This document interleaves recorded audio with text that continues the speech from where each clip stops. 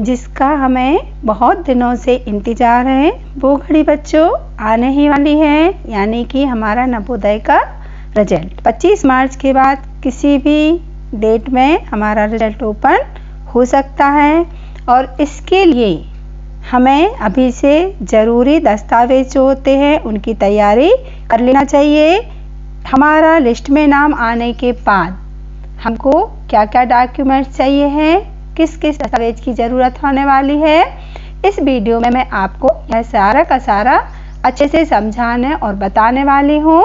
List में नाम आने के बाद नवोदय में प्रवेश पाने के लिए आपको कौन कौन से डॉक्यूमेंट्स की आवश्यकता होगी और कहाँ से तैयार करवाना है, ये सारी जानकारी इस वीडियो में मैं आपको एक एक करके देने वाली हूँ। जय श्री कृष्ण बच्चों, स्वागत करती हूँ आप सभी का अशिता नवोदय कोचिंग के YouTube चैनल पर।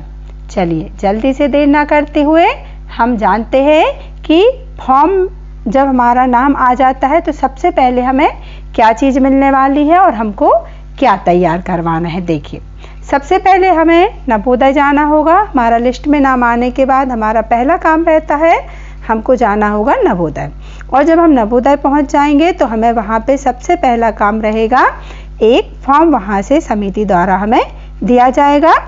उससे कहते हैं आवेदन पत्र।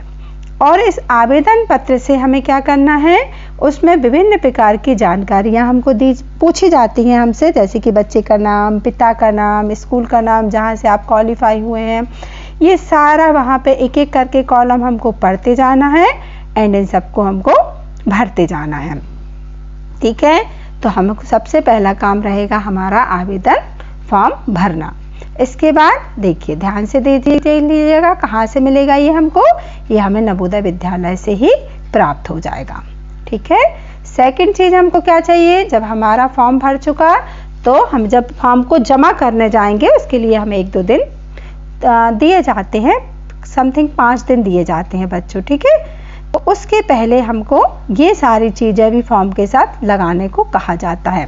जैसे सबसे पहला होता है फॉर्म ले लिया, उसके बाद आएगा हमारा जाति प्रमाण पत्र। देखिए, यदि आप किसी भी जाति के OBC, SC, ST या आरक्षण कैटेगरी के हैं तो आपको संबंधित अधिकारी से, जो वहाँ के सक्षम अधिकारी हैं, उसके द्वारा अपना जाति प्रमाण पत्र प्रूफ लगाना होगा। वो आप तैयार करवा के अभी से रख सकते हैं, तभी आपको आरक्षण मिलेगा और एडमिशन मिलेगा। यदि आपको आरक्षण से संबंधित जानकारी नहीं है तो आप हमारे इससे पहले वाला जो आरक्षण वीडियो हमने डाला था उसको आप देख सकते हैं कि आप किस कोटे में आते हैं और आपको कौन सा आरक्षण मिलने वाला है, यह सब आप हमारी वीडियो से पता कर सकते हैं, देख सकते हैं। इसके बाद आपका जो नंबर आता है डॉक्यूमेंट्स का, वो रहेगा आपका निवास प्रमाण पत्र।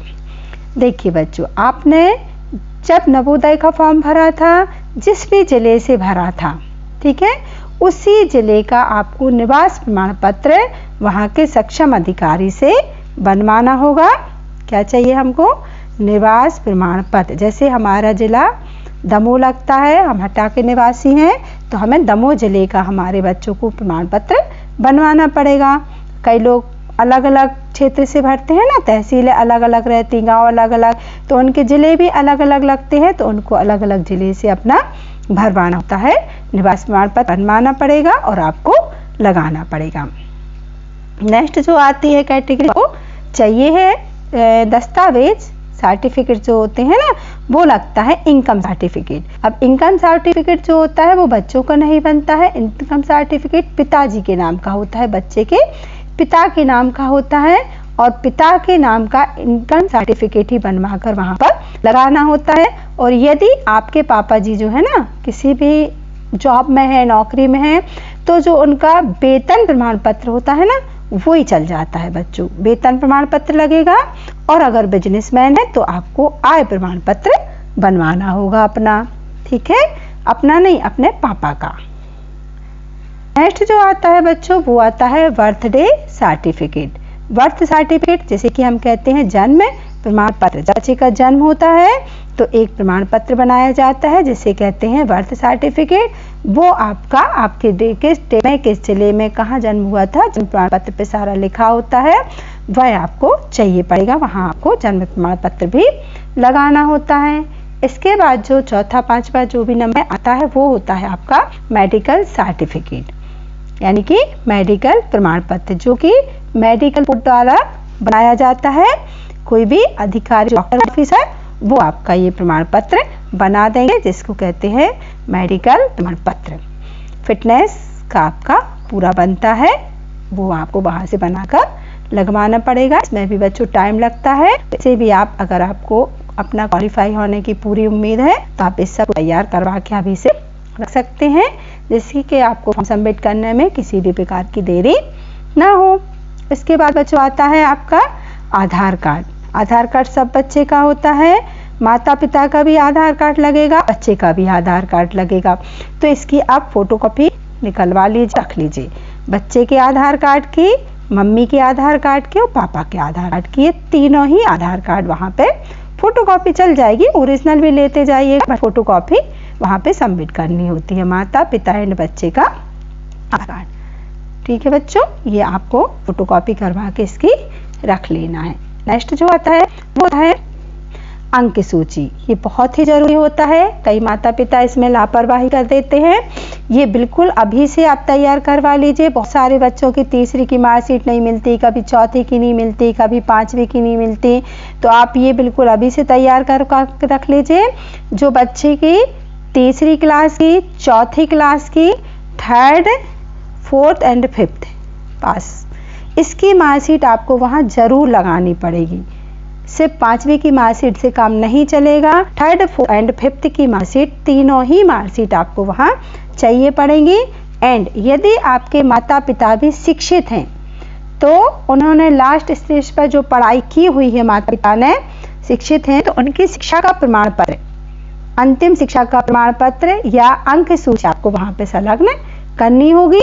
माता की भी, पिता की भी और अपने बच्चों की भी, तीसरी, चौथी और पांचवी की बच्चे की।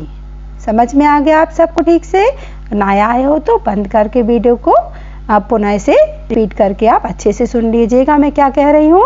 थर्ड, फोर्थ, फिफ्थ बच्चे की मार्कशीट चाहिए और माता पिता जहाँ तक आप पढ़े लिखे हैं उसका शिक्षा का प्रमाण पत्र या अंक सूची वहाँ आपको संलग्न करना होगी, लगाना होगी।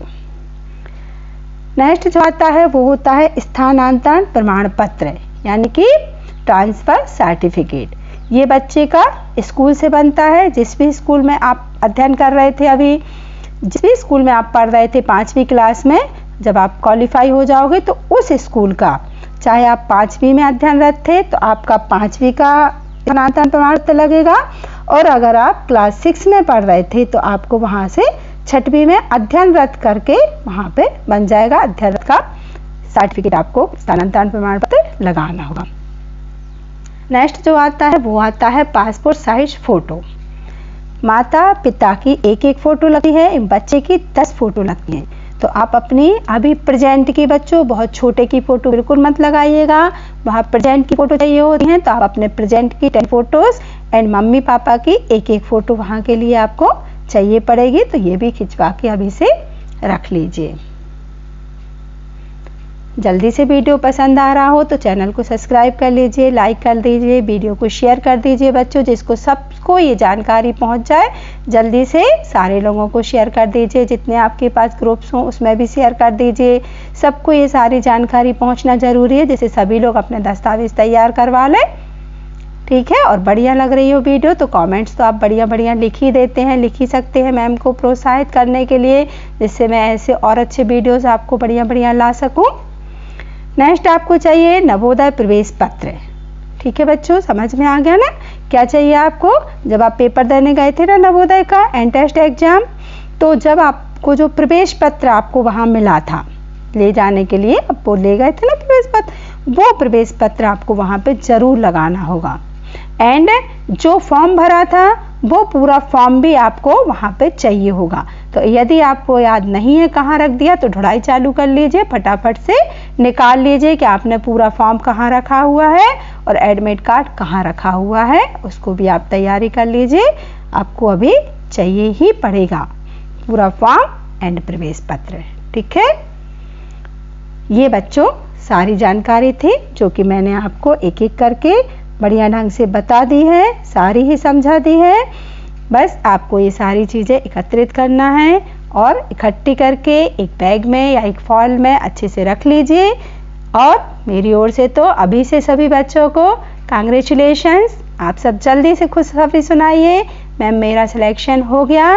ओके बाय, जय श्री कृष्णा बच्चों, ऑल द बेस्ट।